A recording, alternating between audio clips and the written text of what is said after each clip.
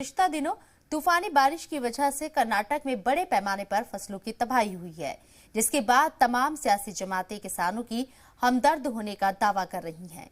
इस बीच धारवाड़ पहुंचे बीजेपी वफ्द ने हालात का जायजा लिया। उन्होंने दावा किया है कि इस महीने की 30 तारीख तक किसानों को राहत दी जाएगी। याद रहे कि हालिया बारिश की वजह से कर्नाटक में काफी नुकसान हुआ था, जिसमें सैकड़ों लोग बेघर हुए थे, जबकि सबसे ज्यादा नुकसान खेती में खड़ी फसलों को हुआ।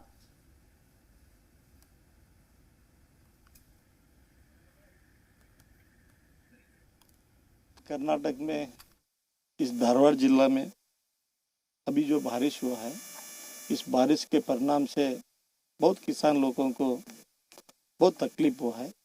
सुमार 1 लाख के हेक्टेयर के ऊपर रईत लोगों का जो जमीन है, जो किसान ने जो उनका खेत में जो आया था फसल, वो फसल पूरा नष्ट हो गया है।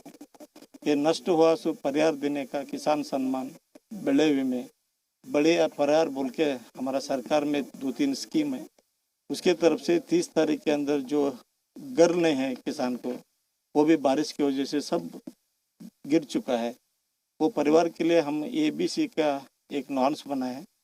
ए बोले तो 5 लाख रुपए, बी बोले तो 3 लाख रुपए, सी बोले तो 50,000 रुपए तक वो किसान को हम पैसा पहुंचाने का काम कर रहे हैं। ये बारिश नहीं होना था, अभी किसान बहुत तकलीफ में आ गए। ये धारवाड़ जिला ಮತ್ತು हमारा कर्नाटक के जो किसान इसमें तकलीफ में है, ये भारतीय जनता पार्टी की सरकार किसान के साथ में रह के 30 तारीख के अंदर सब किसान के अकाउंट में हम पैसा पहुंचाने का काम हम करते बोल के ये धारवाड़ डिस्ट्रिक्ट के एक उस्तुवारी मंत्री आके मैं बोलता हूँ।